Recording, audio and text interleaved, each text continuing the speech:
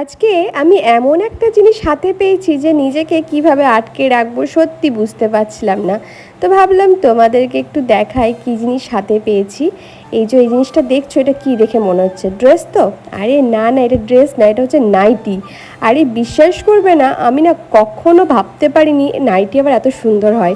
মানে আমি এর আগে সত্যি অনেস্টলি বলছি, এত সুন্দর মানে কাটিং বলতে পারো, ফ্লাওয়ার প্রিন্টেড নাইটি আমি সত্যি পাইনি। আর কাপড়টা জাস্ট কি বলবো, জাস্ট মাখন বলতে পারো, পুরো গায়ের সাথে যেন মিলিয়ে যাচ্ছে। আর এটা দুটো আমি কালার নিয়েছিলাম, আর এত কিউট লাগছিল না এই নাইটিগুলো, ভীষণ ভালো লাগছিলো। তো আমি না ভীষণ এক্সাইটেড হয়ে গেছিলাম জানো তো এই দুটো পরে। মানে আমি দেখো এখানে নিজেকে আয়নার সামনে, কিন্তু আমি জানো তো জামা কাপড় নতুন কিছু কিনলে না আয়নার সামনে এরকমই করি।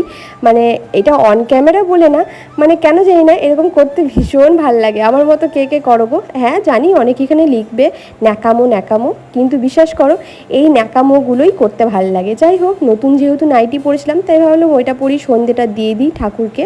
তো সেটাই